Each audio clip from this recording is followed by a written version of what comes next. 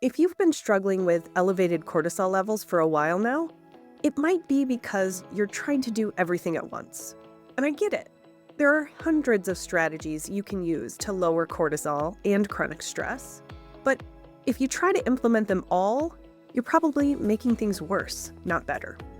If you know something is off with your cortisol, but you're feeling stuck, keep watching, because in this video, I'm sharing 3 evidence-based strategies that you can use to lower cortisol fast. I'm not exaggerating when I say that cortisol, your long-term stress hormone, impacts every one of your organ systems, starting with your brain and nervous system and ending with each cell that makes up your tissues. Not to mention the fact that cortisol impacts your microbiome as well. That's why the symptoms of cortisol dysfunction are so widespread and varied. Here are a few common ones that you might recognize. Fatigue, both chronic and acute crashes, anxiety, depression, and panic attacks, brain fog, poor focus, and memory problems, trouble falling asleep, staying asleep, or getting deep sleep, weight gain or weight loss resistance, or less frequently unhealthy weight loss, disruption to other hormones like thyroid or reproductive hormones, hair loss, acne, and skin rashes, digestive problems like constipation or diarrhea, poor immune health, autoimmunity, or histamine problems. Let me be clear, this is not an exhaustive list, and there's a lot of overlap between symptoms caused by cortisol dysfunction and other disease processes. We shouldn't give in to the temptation to blame everything on cortisol. But because cortisol's function is so closely linked to survival, when your body is producing too much, too little, or the wrong amount at the wrong time of day, it has significant, far-reaching consequences for your health. But before we dive into strategies to calm cortisol, it's crucial that you understand the role of cortisol in your body. Because if you don't, you could end up doing more harm than good. You probably know that cortisol is linked to stress, specifically chronic stress. So you might be thinking, Dr. Kate, the solution is obvious. If you want to lower cortisol, just lower your stress. Well, that is certainly logical, and it's true that reducing your stress, especially chronic long-standing stress, does help regulate cortisol. Unfortunately, it's not that easy. Number 1, because life is stressful. And sometimes you can't avoid or minimize the stressors that life throws at you. Number 2, because mental and emotional stress aren't the only factors involved in cortisol regulation. Physical stressors are too. That includes things like chronic inflammation, autoimmunity, blood sugar imbalances, hormonal imbalances. All of these factors can raise cortisol independent of mental or emotional stressors. And 3, the stress response system is itself a physiological process, and it can get stuck in a pattern of elevated stress response signaling, even if the stressor itself is long gone, especially in the case of trauma. So instead of oversimplifying this process and cortisol's role in it, let's have a peek under the hood of the stress response system. The first thing that happens in the biochemical cascade of events that eventually results in cortisol elevation is that the brain perceives a stressor. This is an important distinction because that stressor is interpreted by the body as a threat to survival, even if it's not. For example, last year when I was on vacation, in order to reach a really cool beach to go tide pooling, I had to climb up and over a very sturdy pedestrian walkway that just happened to be made from metal grates, meaning I could see through the bridge all the way down to the ground every step of the way. My weird brain perceives this as a threat because I'm afraid of heights. So even though I was perfectly safe the whole time, my brain started kicking out all kinds of stress hormones and causing all kinds of embarrassing symptoms. It's about perception. If your brain interprets something as a threat, your body follows right along. Once the brain perceives that stressor, it activates the release of adrenaline, the stress hormone that wakes up and mobilizes the body to act, which triggers the fight, flight, freeze response. It also signals to the hypothalamus in the brain which relays that signal to the pituitary, which then tells the adrenal glands to produce and release cortisol. We call this the HPA axis. Now, here's what's supposed to happen next. And spoiler alert, it rarely goes this way, which is why so many people struggle with cortisol dysregulation. While adrenaline can make you feel shaky and agitated, cortisol is initially calming. It's there to take the edge off of adrenaline in the short term and to promote focus, strength, and improved pain tolerance. Cortisol is there to help you manage the problem and neutralize the threat effectively. And then it's supposed to go away.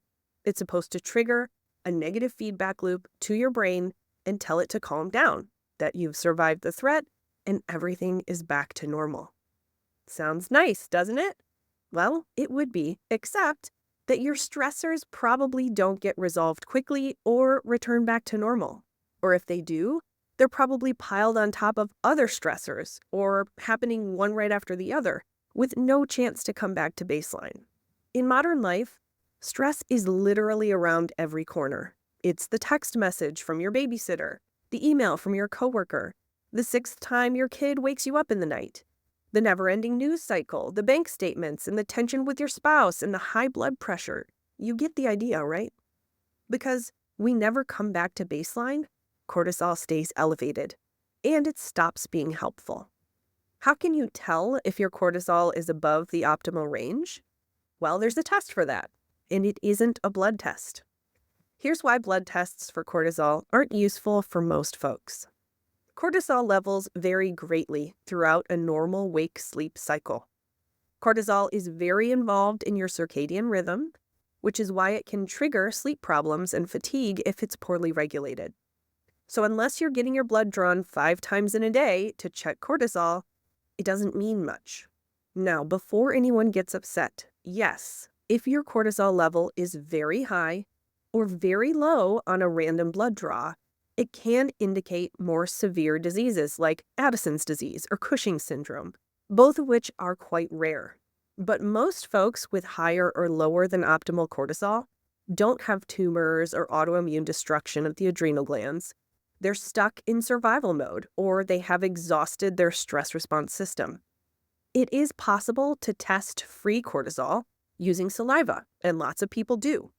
This method shows you your cortisol curve through the day and night and helps you visualize spikes and crashes associated with different symptoms. But free cortisol can be deceiving.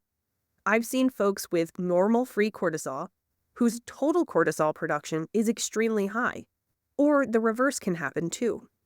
In order to get an overall measure of total cortisol production, I suggest utilizing a comprehensive at-home test called the Dutch adrenal. It measures your urine for cortisol metabolites that parallel salivary levels, so you can see both free and overall levels of cortisol. You also get measurements of DHEA, another adrenal hormone that is integral for the production of certain reproductive hormones. I'll put a link to more information about the Dutch adrenal test, including how you can order your own test kit, in the video description. We help people all over the world access this testing, and I'll even help you interpret it. So be sure to check that out after we talk through our free strategies for lowering cortisol fast. But first, we need to talk about what not to do to regulate cortisol and the stress response system, because I see a lot of people relying on these unhealthy coping mechanisms. For example, many people regulate their circadian rhythm using a combo of caffeine and alcohol. Caffeine to boost cortisol in the morning and alcohol to lower it before bed. Does it work? Well, caffeine can certainly give you energy and boost free cortisol, but it can also cause unwanted side effects like irritability, heart palpitations, anxiety, blood sugar crashes, and of course, dependence. A caffeine addiction is still an addiction, even if it's more socially acceptable than others. Alcohol can certainly be calming, but studies show that drinking alcohol before bed, especially for women, decreases sleep quality and increases circadian rhythm problems. And again, it's easy to become dependent on alcohol, which then leads to liver disease, cardiovascular disease, weight gain, the list goes on.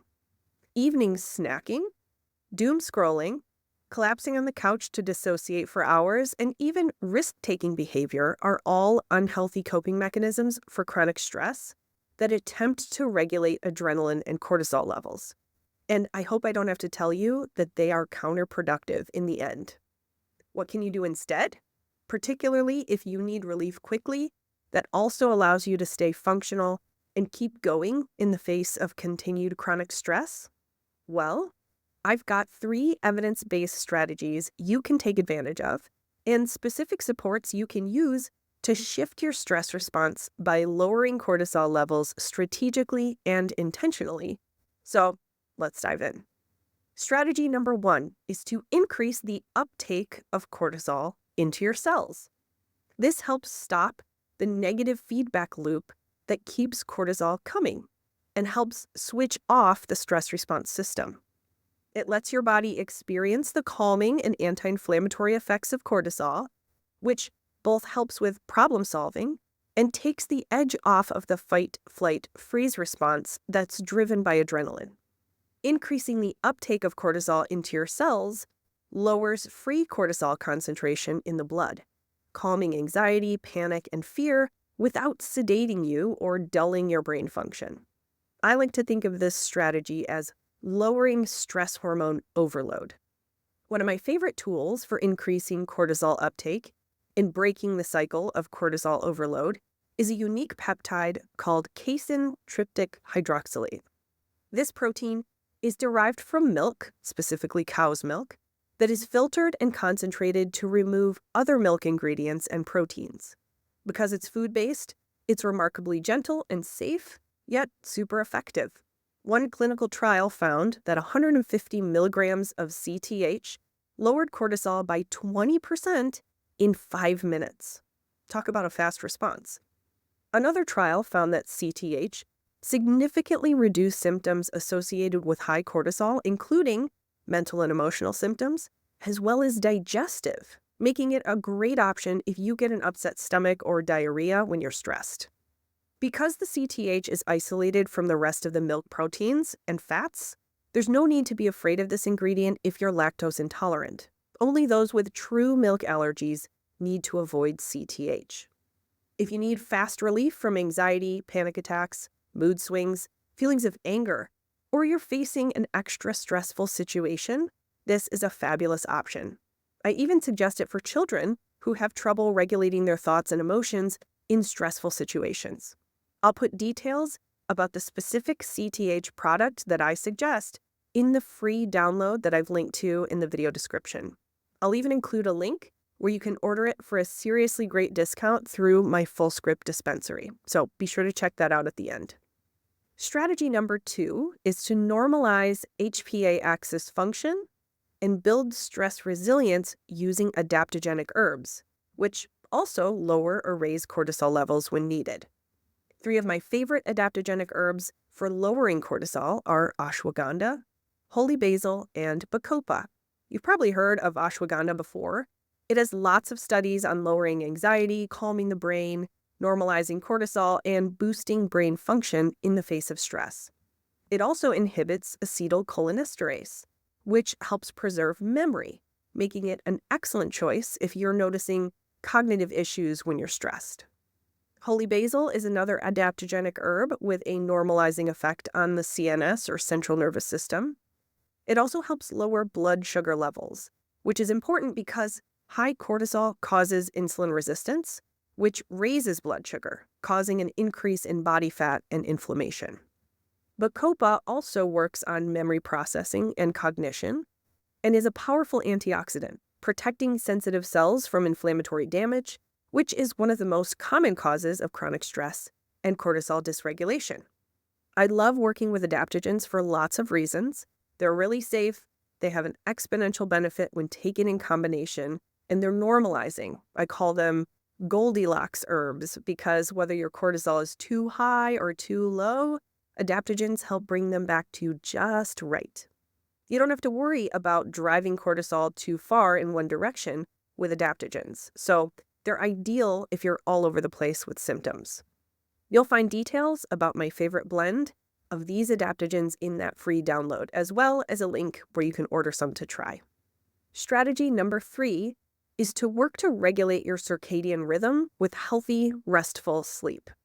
I've noticed that sleep issues are one of the early indicators of high cortisol in my clients, particularly trouble falling asleep even though you're exhausted, or waking up between 2 and 4 a.m. wide awake for no reason and struggling to fall back to sleep.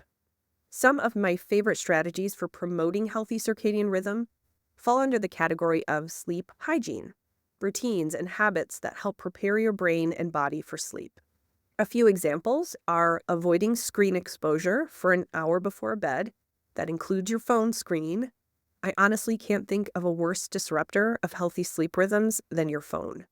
The absolute worst thing you can do if you wake up at night and can't fall back asleep is to scroll or watch videos on your phone.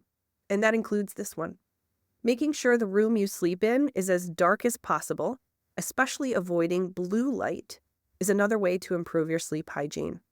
Natural light exposure within 20 minutes of waking up in the morning is another evidence-based way to improve your circadian rhythm, but it can be difficult depending on where you live and the season. There are about 1 million herbal remedies, teas, and supplements on the market to help improve sleep, but many of them cause vivid or disturbing dreams, morning grogginess, or low moods. My favorite sleep support, nutraceutical, focuses more on lowering cortisol specifically than sedating you to sleep. It includes ashwagandha, L-theanine, magnolia, and phosphatidylcholine to calm the mind and lower cortisol quickly after the very first use. That helps you fall asleep faster and stay asleep. And it's non-habit forming, so you can safely take it every night. The best part is that this formula also reduces stress symptoms during the day. Again, check out the free download that I've linked in the video description. I call these 3 supports my cortisol-lowering trio because they each utilize different cortisol-lowering strategies and serve different functions. So you can choose whichever fits your situation or use them together as a comprehensive cortisol-lowering protocol. If you happen to be looking for more strategies to lower cortisol, particularly if you need help losing some body fat, I've got another video all about cortisol and weight loss all queued up for you in just a second. And for those of you who are members of my channel, you'll find an exclusive webinar all about how to keep going and stay healthy during times of stress that I call the Stress Smarter mini workshop. If you're not a member yet, just tap the join button to get signed up to my exclusive video library. New video tutorials drop each month. Thanks so much for watching, for supporting my channel with your likes and subscribes, and for spreading the word about the work I'm doing. I appreciate it more than you know. We'll see you in the next video.